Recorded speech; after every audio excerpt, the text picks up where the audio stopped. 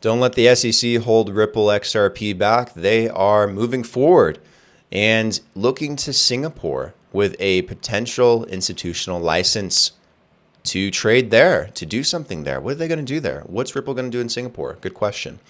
Welcome back to the Block Cash Podcast channel. Let's talk crypto. Make sure to check out our Patreon chart analysis Monday through Friday. Go check it out.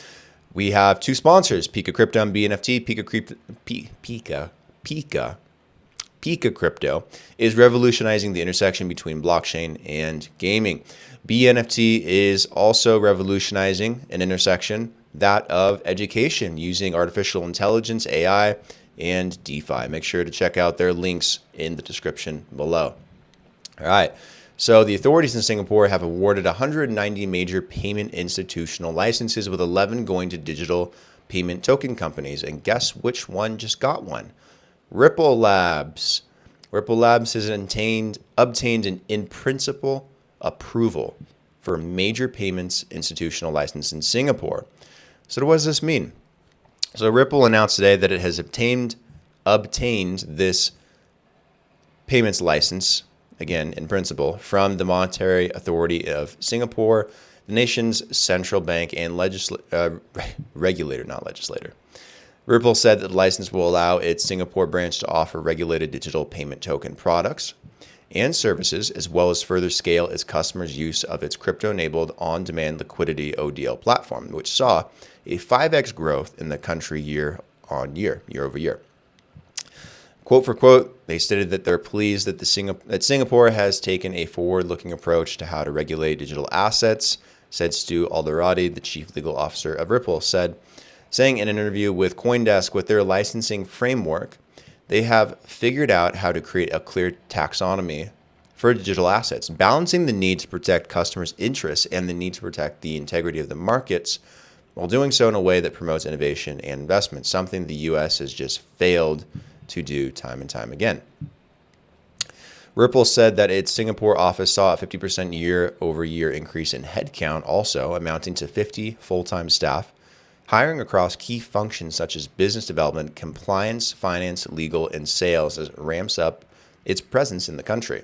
A big part of the ramp-up, Alderati explained, is because Ripple can access the growing licensed digital asset market that's blooming in the country. Quote for quote, they stated, I think they're attracting responsible actors. With this license, we are in company with the likes of Coinbase, Circle, others that have real businesses, real products, and have the wherewithal to play by the rules once the rules are set forth clearly. The Monetary Authority of Singapore has approved 190 of these payment institutional licenses, like we mentioned before, and 11 going to crypto startups, digital payment token service licenses. Local media reporting that MAS has received more than 680 applications for payment services license since January of 2020, with 17 being rejected and 214 applications withdrawn. Binance withdrew from Singapore and canceled its application for digital payments token license in December of 2021. So essentially what's happening is, Singapore is allowing Ripple into the country. They see what the technology can do. They know what XRP is capable of. They want it to be used in payments, micropayments. They want it to be used in invoicing. They want it to be used in remittance, in transfers. They want the technology. They know they have great technology.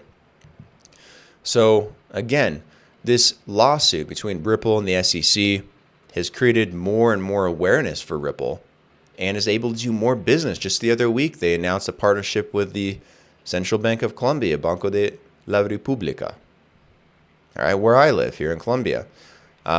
Ripple's got a nonstop effort to expand right now, regardless of what the SEC is assuming and trying to sue them for. I think the SEC is going to lose. I think Ripple thinks the SEC is going to lose. And I think Ripple believes Judge Annalisa Torres is going to give them a favorable ruling that's going to allow them to keep developing and growing. This is very interesting stuff. I'm very curious to see how this plays out as well. We'll be keeping an eye on this effort here in Singapore and see if that pans out. There's a lot of wealthy people in Singapore. There's a lot of crypto in Singapore. Whew. Sorry, guys, I haven't had my coffee. Apologize. I'm going to have to go get a coffee after this. I want to get a video out for you guys anyways, and I've been prepping some videos. So, yeah, a little tired, a little yawny still.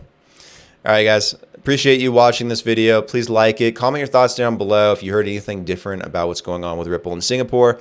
It's very interesting. The expansion to Asia continues. We'll see where this goes. Like, comment, subscribe. If you have subscribed, thank you so much. If you haven't, please do so. Really supports the channel. And talk to you guys tomorrow. Cheers.